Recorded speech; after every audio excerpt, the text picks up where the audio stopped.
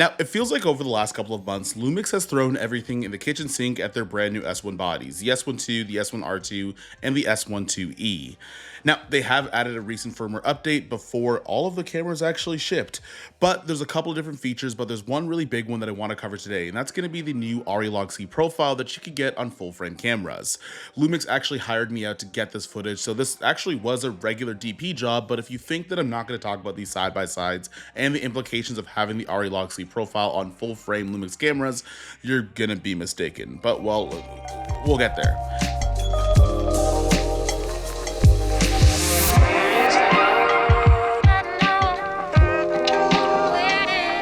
How do we actually get ARRI Log C onto our cameras? Now, this is only going to work for the S12, the S12E, or the S1R2. There's going to be a new firmware update, which I'll leave in the description down below, which is going to come with a bunch of different features that actually honestly kind of deserve its own video. Now, you are going to find an option on the Lumix website to buy the ARRI Log C license. And when I say buy, I mean, yeah, you got to buy it.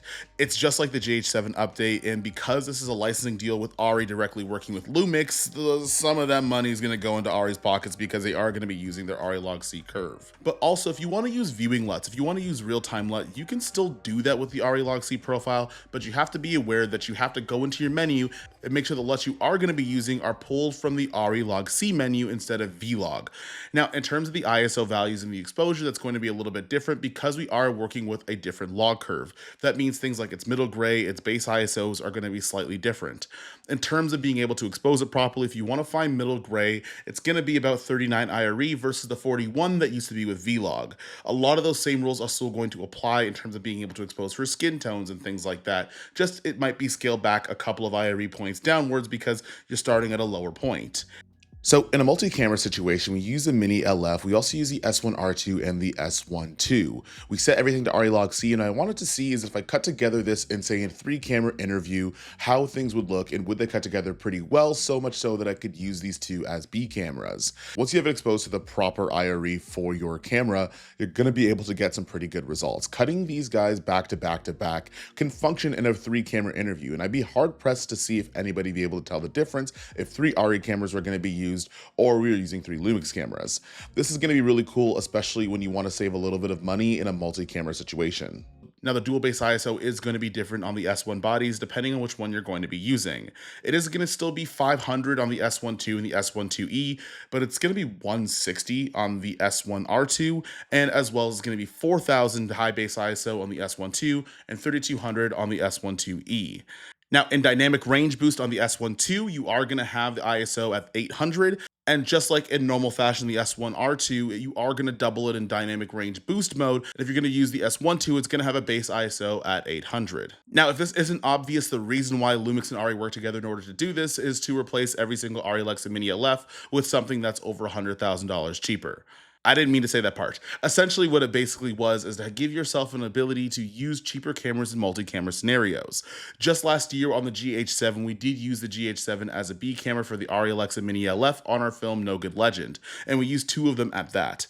That means it's going to be a lot less costly trying to rent out 3 ARRI Alexa Mini LFs, while at the same time having a picture profile to match, even though the dynamic range isn't a 1-to-1 match, but we can get that color and that look to match up pretty well with a minimal amount of steps. Its other application might be in narrative and commercial as well. Going back to not wanting to spend another $3,000 to rent 2 more ARRI cameras and have lenses to match up, having smaller cameras and getting multiple angles in the same shot will help out a lot for your shot coverage. Sometimes you don't really have the biggest schedule on the day, but you might have a couple of different operators that can use different cameras with different angles at the same time, so that way instead of getting just 1 shot, you're able to get 2 or 3 or however many Lumix cameras and lenses that you have in order to get multiple shots of the same thing, which helps actually speed things along because time is money and money is time, and everybody wants to make films.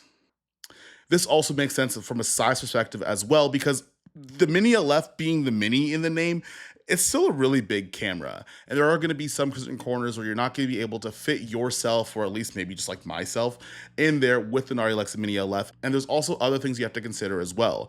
Your support tools are going to be bigger, your dollies are going to be bigger, your easy rigs are going to be more expensive. Everything around having multiple ARRI cameras on you, or even just having one of them, has an associated cost that has a lot of things in the support department, which would cost less if you're using an S12, S1R2, or S12E. Now, in this video, I used a couple of different options in terms of the codec that I was shooting with just to see if both of them can match up pretty decently. I know a lot of people have a problem with OpenGate and the 422-ness of it and not being able to be used for high quality grading or chroma key sampling or anything like that. Now, I will say I didn't do chroma key sampling on the 420. It is going to be different than using 444 on a mini LF. I'm not here to lie to you and tell you that. However, you can get things to match up from a color perspective and a look perspective, even when you're watching a lot of these side by sides beside each other. Using 420 is no slouch in terms of being able to color grade things. And if you've lit things properly, you're probably going to be in a pretty good space.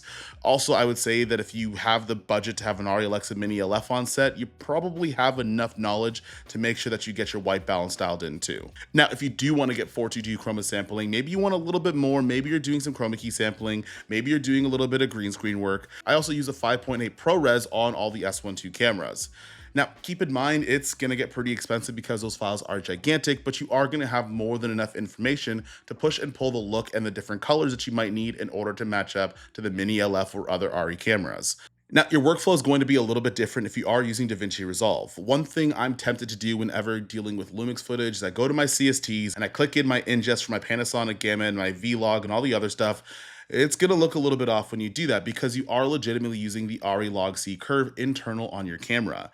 Now, in order to make sure that you're doing this properly, I would use the ARRI log C3 instead of the 4, and I'd also use the Gamma 3 as well to make sure that that matches up, because if you do use a different one, it's going to look a little bit different. It's not going to give you the results that you want. So if you do end up getting this upgrade for your camera, just use a log C3 and the Gamma 3C, you'll be fine. That all to be said, speaking color space transform and ARRI footage and also Lumix footage as well, one of the questions might be is whether or not this is just a gimmick and a color space transform embedded in the camera and ARRI's charging you $200 for it. When I put these two guys side by side, there are going to be subtle differences. I tried this on the S12. I put a shot of using the native ARRI log C in Rec 709 converted, and then I shot another one in Vlog that converts the Vlog to the ARRI log C in a color space transform, then to Rec 709, and they don't exactly look the same. Now, you can spend a little bit of time tweaking this in order to make sure that it matches up, but that would kind of defeat the whole purpose, and I think that's the whole point of using ARRI's log curve, is so you don't have to do that. Now, the reason why this is going to be a little bit different than a color space transform is the way that color space transform works. For example, I did a video last year on the Sony cameras and matching everything up from the FX30 all the way to the Sony Venice, and you can get pretty close. However, when you are using that Cinematch program, you are going to have to be specific in which camera sensor you're going to be using. And that's not an accident, and there's a reason for that. Color space transform will identify the color space and the gamma you're going to be using in camera, but it doesn't account for the individual differences between the sensors laterally. For example, if I take my S12, S12E, and S1R2 and say I put it into Vlog, all of those cameras are going to look slightly different from each other in terms of its colors, some of its look, and also how the log curve behaves a little bit. The cameras are going to look a little bit different in terms of its look, and you are going to have to do a little bit of matching in order to get them to match up properly. However, when I tune all of my sensors between the S1 bodies directly from ARRI with that log curve, it's as simple as using a Rec 709 conversion using the ARRI log C in mind in order to get those to match up pretty easily. In fact, throughout this entire video, all I did was copied and paste the grades from the ARRI log Cs into other cameras using ARRI log C. And for the most part, if I'm looking at these guys between A, B, and a C camera, if I'm not staring at the screen for 25 minutes, it's very hard to tell which one's which. Or at least it was hard to tell the colorists that I decided to troll and see if they could tell the difference. And spoiler alert, a lot of them didn't. Now, for those of you guys that are wondering how I color graded some of this footage, I used a combination of the Rec 709 that's built into DaVinci Resolve already, but I also made a little bit of a LUT myself. So if you guys do pick up this ARRI log C update for your camera, I'll leave a link in the description down below. It's just a single LUT that you can use. Maybe I'll expand on it a little bit later. It's not going to be something super, super expensive, but at the end of the day, I put some time in it to make sure that this color looks great. And if you want to pick that up and help support this channel, absolutely. Out of 550 videos, that is the third time I've mentioned my own LUT packs. I think one of the things that people said about the GH7 when it did have that ARRI log C was that it was kind of a gimmick because not a lot of people use Micro Four Thirds. Well, now it's on 3 full frame cameras and you can get it right away and it matches up pretty well. the very least, I hope after you've watched a lot of this video, you've noticed that it matches up pretty well. This gives you a unique ability to get your camera into different corners that you might not have been able to get to beforehand, or at the very least, if you're never going to get an ARRI Alexa Mini LF in your life, because I don't have the finances for that, and maybe neither do you, you're going to be able to get a look that's very similar, even if you're not matching, in order just to pull a little bit more out of some of these Lumix cameras, which has kind of been the trend over the last 6 months. They've really thrown everything they could possibly do at this camera. It can match up to so many different things. It has Blackmagic RAW external, it has ProRes RAW internal, and now you can match to ARRI cameras, leaving almost no stone left unturned in terms of being able to use a lot of these cameras as professional video tools. That being said, I hope I gave as much information as possibly could about this update. There's going to be a ton of different people covering it, so there's other things that you might figure out a little bit later. Now, this was a unique type of sponsored video because I was hired as a DP to do this and not necessarily as somebody on YouTube, although I decided to offer that as well because I was going to make a video anyways. Now, if you do have any questions about working with different camera brands, particularly from a freelance filmmaker perspective and not just on the social side, leave a comment down below, but I will have in the next video a lighting breakdown for some of these scenes because a couple of you asked when I was posting my screenshots on Threads. That being said, I'll see you guys in the next one. Peace.